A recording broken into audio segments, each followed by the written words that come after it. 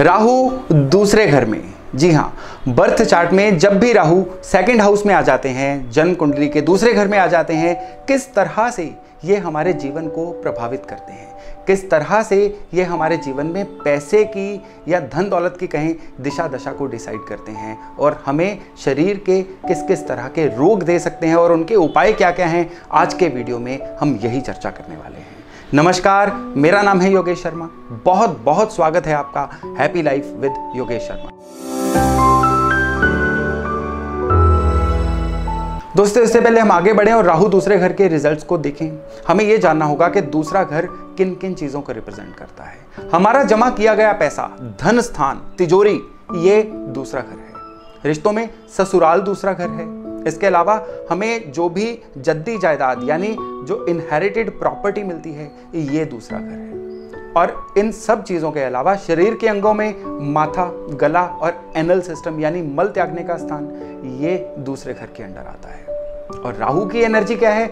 राहु हैं फ्लक्चुएशंस, यानी राहु जब दूसरे घर में आ जाएंगे तो इन सभी चीजों के बारे में फ्लक्चुएशंस जरूर देंगे। किस तरह से देंगे, उसके लिए हमें बर्थ चार्ट में कुछ और ताकतों को भी देखना पड़ेगा। देखिए, दूसरा घर जो है ये गुरु और शुक्र की एनर्जी को रखता है।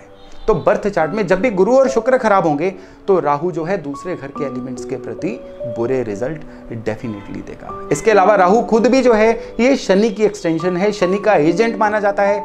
तो राहु यहाँ पे अच्छे रिजल्ट दे, इसके लिए बर्थ चार्ट में शनि का भी अच्छा होना बहुत ज्यादा जरूरी होता है। ये राहु जब यहाँ पे खराब हो जाता है ना, तो सबसे ज्यादा दिक्कत क्या देता है? इंसान को पैसे के अचानक लॉसेस जो हैं वो होने शुरू हो जाते हैं। एकदम से दिया गया पैसा जो है वो अटक जाता है, वापस नहीं आता। इन्वेस्ट किया गया पैसा डेड हो जाता है। इंसान के पैसे के लॉसेस होने शुरू हो जाते हैं, या हम कहें कि इंसान जो है अपनी आदतों की वजह से कुछ इस तरह से कर बैठता है जिसकी वजह से इंसान के सडन लॉसेस हो जाते हैं। बहुत बार देखा गया है कि इन लोगों को सोने का नुकसान, सोना गुम जाना, सोना बिक जाना, इस तरह के भी नुकसान जो है सहने पड़ते हैं। इसके अलावा कई बार देखा गया है कि ये राहु खराब होने से शादी के बाद ससुराल की जो पोजीशन है वो डाउन जानी शुरू हो जाती है। ये राहु के खराब होने की एक बड़ी निशानियों में से एक है। यहाँ पे राहु खराब हो तो इंसान के जो हाथों के नाखून हैं वो भी खराब होने शुरू हो जाते हैं, और ये एक सिम्टम होता है कि अब ये राहु जो है नेगेटिव रिजल्ट दे रहे हैं। क्योंकि दूसरे घर के राहु के बारे में ये भी कहा गया है कि ये इंसान राजा जैसा दिखता है। मतलब ये इंसान चाहे पैसे में जितने मर्जी उतार चढ़ाव के शिकार हो रहे हों, ये अपना एक ऑरा बना के रखते हैं, एक भ्रम की स्थिति बना के रखते हैं। दिखावा जो है इनको बहुत पसंद होता है, यानी ये अपने दिखावे की वजह से ही समाज में कई बार बहुत इज्जत के पात्र बन जाते हैं। यही राहु आगे जाके पैसे के प्रति भी ब्लेम्स इंसान को देते हैं, यानी उसके ऊपर गबन, चोरी, इस तरह के ब्लेम्स लग जाते हैं। कई बार मुकदमों में भी उलझना पड़ जाता है। यहाँ पे राहु हो तो इंसान अपने किए गए वायदे निभा नहीं पाता है, यानी उसकी जो कमिटमेंट होती है उसको पूरा नहीं कर पाता है। स्पेशली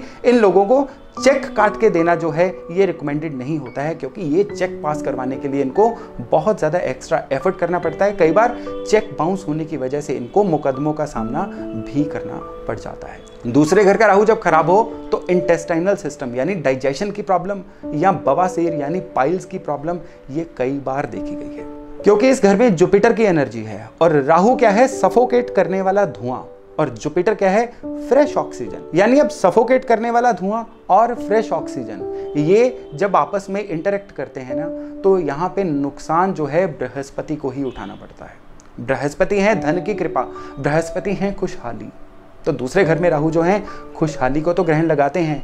बृहस्पति घर के सीनियर मेंबर्स भी हैं, तो कई बार देखा गया है कि अलग अलग कारणों से उनको सांस की, छाती की, फेफड़ों की दिक्कत भी आ जाती है जब भी किसी के सेकंड हाउस में राहु होते हैं। सेकंड हाउस के राहु इसके अलावा और जीवन में क्या क्या उत्पात मचा सकते हैं? सेकंड हाउस के राहु जीवन साथी से भी अनबन करवा देते हैं, क्योंकि ये शुक्र का एरिया है और शुक्र और राहु का आपस में कोई बहुत ज्यादा अच्छे संबंध नहीं रहते हैं। और यहाँ पे इंसान क्या करता है, क्योंकि दूसरा घर वाणी का भी घर है और राहु जो है ये फ्लक्चुएशंस है, मुंह से शब्द ही ऐसे गलत निकल जाते हैं या वाणी पे कंट्रोल खराब हो जाता है, इंसान गाली गलौज करना शुरू कर देता है, जिसकी वजह से गृहस्थी में दिक्कतें आ जाती हैं।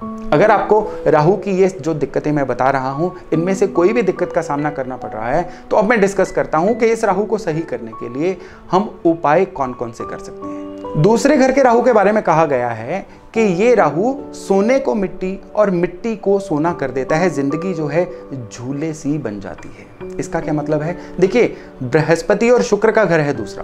बृहस्पति है सोना, शुक्र है मिट्टी, यानी मिट्टी और सोना दोनों इसी घर से संबंधित है। और राहु है फ्लक्चुएशंस, यानी राहु कभी मिट्टी को सोना और कभी सोने को मिट्टी, यानी झूले की तरह, पेंडुलम की तरह जो है लाइफ में इन्हीं चीजों का एक्सचेंज इंसान का चलता रहता है। यानी उतार चढ़ाव जो है ना लाइफ में, खास करके पैसे के मामले में, ये इंसान को बहुत ज्यादा देखने को मिलते हैं।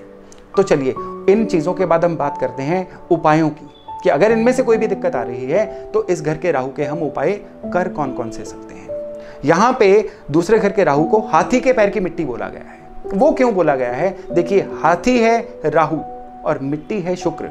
जैसा मैंने आपको बताया कि दूसरा घर जो है ये शुक्र की एनर्जी वाला घर है, और जब यहाँ पे राहु यानी हाथी हो तो हाथी के पैर की मिट्टी ये दूसरे घर का एक एलिमेंट बन जाता है। कहा गया है कि हाथी के पैर की मिट्टी को कुएं में फेंका जाए तो ये राहु अच्छे रिजल्ट देना शुरू कर देता है। अब कुएं में ही क्यों? क्योंकि जो छठा घर है बर्थ चार्ट का, ये कुआं यानी पाताल माना गया है।